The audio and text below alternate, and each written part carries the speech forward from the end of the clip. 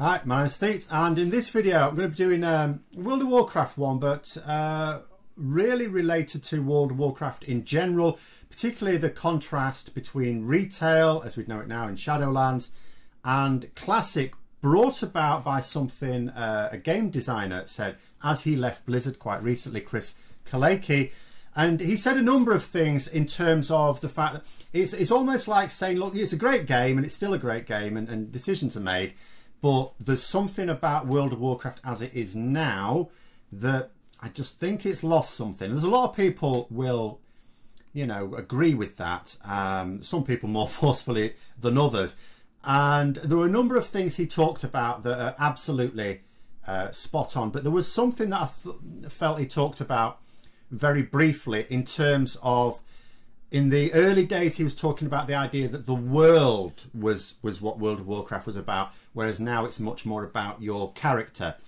And I think part of that, and because this first emerged I think as a major talking point for Warlords of Draenor, and it's really, I think, about the nature of MMOs. I think it's something that an MMO goes for a while, you're almost always going to fall into the trap of. You could argue not to the extreme case that World of Warcraft has, and it's ultimately about this. Do you want your character to be a hero or a hobo? Because at the moment in retail, it's a hero. Champion is what you're called. They don't do the voices for all you. Could you imagine if they tried to put into the voice the way you've called your character? They'd trip up on quite a few. It'd be quite hilarious. But champion is what you're called. Champion. And you have been for some years. Warlords of Draenor, I think this first came to the fore. When I started playing the Warlords of Draenor Alpha, there was a lot of discussion on forums, and I don't know how much it's split. It could have just been a vocal minority. But a lot of people didn't like the idea of the garrison. The reason they didn't like it is not the same reason I didn't like it, because it was trying to be player housing, but it clearly was not. It was taunting us. It was the same technology you could use for player housing, but it wasn't player housing. Very little customization. Now, what people objected to was the fact that the garrison represented your character as a general, the champion of the Alliance or the Horde, depending on which faction you were in. You were a big player. But they liked it in the old days where your character just turned up, mysterious stranger, turned up, solved problems, disappeared into the night. Who was that masked stranger? And I think they feel that World of Warcraft has lost that. But it is an inevitable consequence of a story developing. Now, I haven't always appreciated the way World of Warcraft Blizzard have implemented the story. I complained quite a lot, for example, when, from my point of view, you could argue different now with the way leveling is being done now, all very different. You could argue there's a case for this now. But in the old days, when it was all still very linear, it made no sense for me for at level 1 for them to have changed it with Cataclysm to being post Wrath of the Lich King, because the narrative from a new player's point of view, level 1, oh, you're exploring in the Alliance, you're exploring all this fallout from the war against the Lich King in Icecrown. So this has happened in the past. Then you get to level 70 and you're told to go to Icecrown to fight against the Lich King. This makes no sense. Chronologically, it was an absolute mess. But there has been this narrative, there has been this change. You know, when I first started playing World of Warcraft, you know, Anduin Wrynn was a boy child, like a 5-year-old with a little wandy thing. I don't know what that was supposed to be. I suppose it was supposed to be a scepter. Don't know why it had a big old star on it. And then you had Lady Presta and you had Bolvar Fordragon there in the throne room looking after him, sort of. Then we had Varian Wrynn found, so he was back on the throne. Then we had Varian Wrynn killed, so Anduin Wrynn, who's now grown up. He was growing up over those expansions, and there he was. So it's all changed. And the thing is, your character has been through so much. Whether your character has is another matter, but your character, in theory, has defeated elemental lords. Ragnaros a couple of times, Alakir. You know, they've defeated major players amongst the Dragonflies. You've defeated Aspects.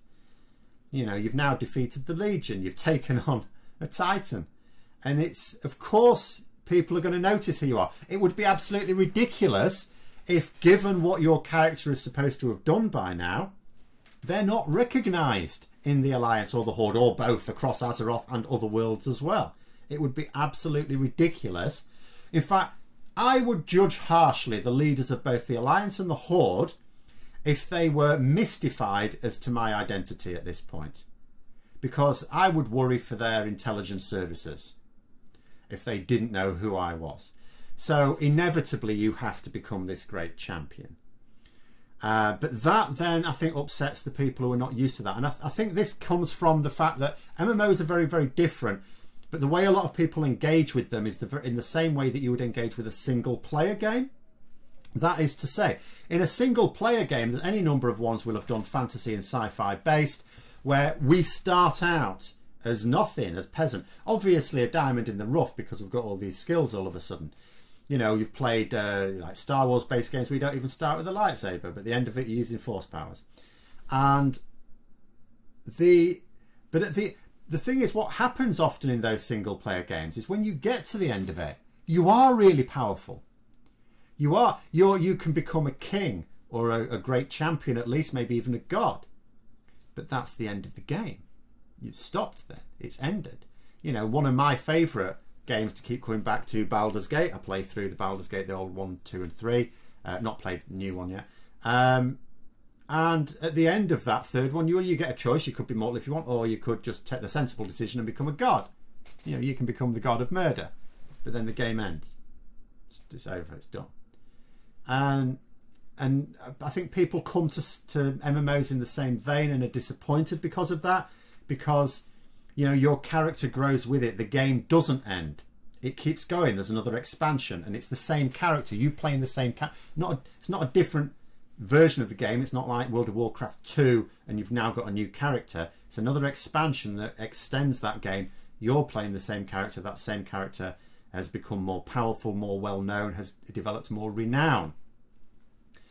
And I think that is, you know, that is where World of Warcraft has inevitably landed itself. There are some other things where the game has moved on and you could argue that it wasn't inevitable. It didn't have to be done that way. And you could look to other MMOs that have been out for a while that haven't gone down a particular road. But I think if you look at all MMOs, then your character over time does develop some renown. People do remember you.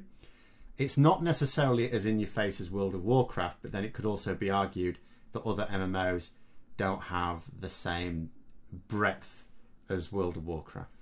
It's been around for a long time. It's now an absolutely ginormous world. But those are my thoughts anyway. Let me know yours in the comments below. Hope you found the video interesting. If you did, don't forget to give it a thumbs up. And until next time, I'll see you later.